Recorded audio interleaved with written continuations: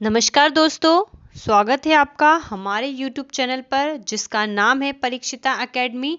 और आज हम बात करने वाले हैं संघ प्लेटीहेल्मिन्थेस के बारे में, अर्थात फाइलम प्लेटीहेल्मिन्थेस, जो कि बायोलॉजी का टॉपिक है और जंतुओं के वर्गीकरण के अंतर्गत आता है।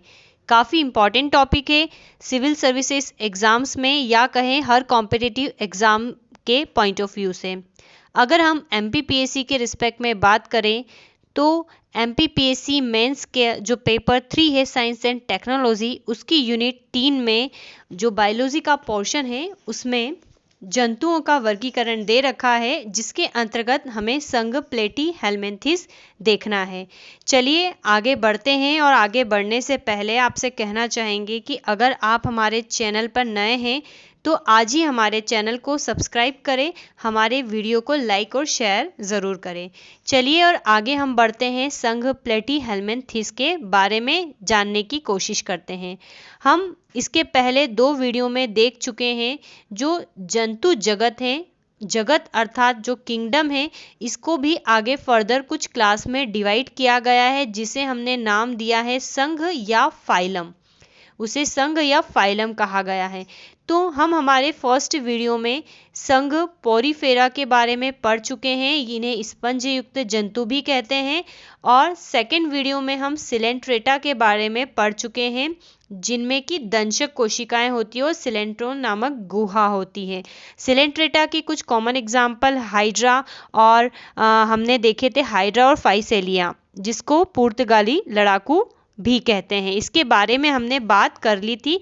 और आज हम बात करेंगे संघ अर्थात फाइलम प्लेटीहेल्मिन्थेस के बारे में। फाइसेलिया, ठीक है, पुर्तगाली लड़ाकू किसे कहा जाता था? फाइसेलिया को कहा जाता था, जो कि सिलेंट्रेटा के अंतर्गत आता है।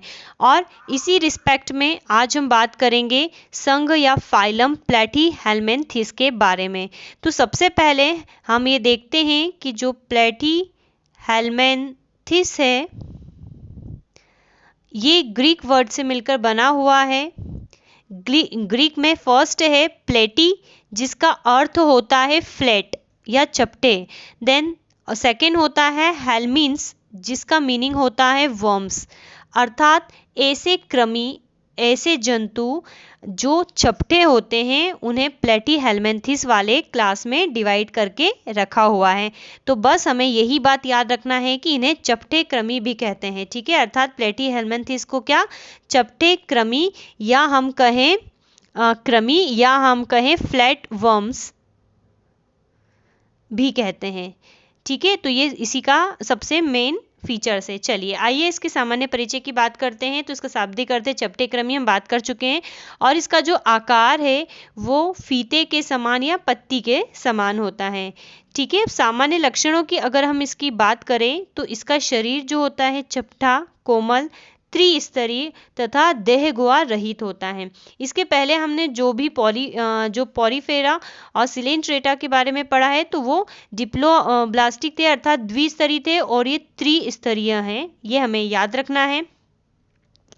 ये मुख्यतः क्या होते हैं? परजीवी होते हैं, जो कई प्रकार के रोगों को उत्पन्न करते हैं।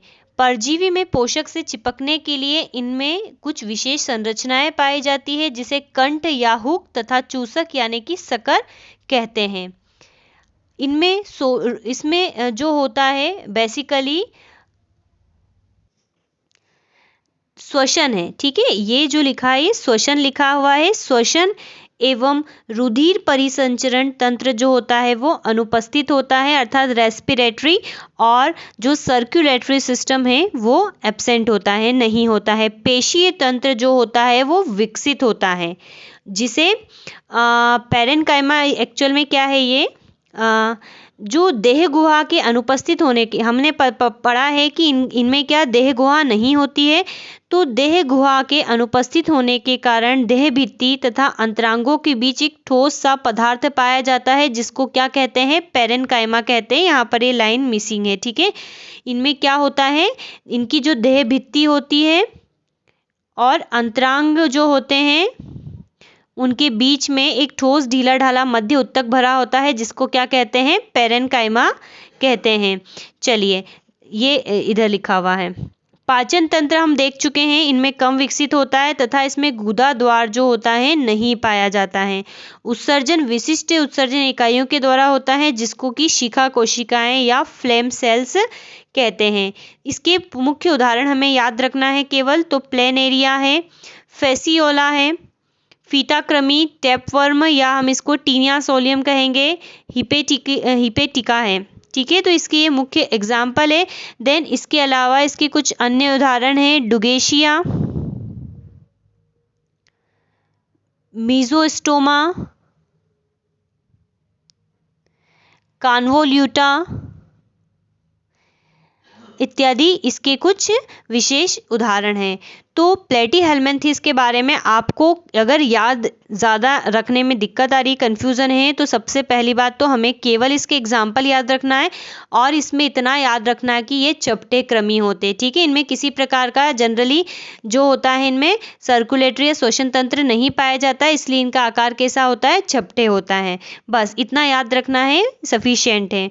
तो दोस्तों ये हमारा जंतुओं के उदाहरण वाली सीरीज का तीसरा लेक्चर था। इसके बाद हम निमेंथेल्मिन्थेस या निमेटोडा संघ के बारे में बात करेंगे। काफ़ी इंपॉर्टेंट है निमेटोडा। तो आप अगर हमारे चैनल पर नए हैं तो हमारे चैनल को सब्सक्राइब करें, वीडियो को लाइक शेयर कमेंट ज़रूर करें। Thanks for watching.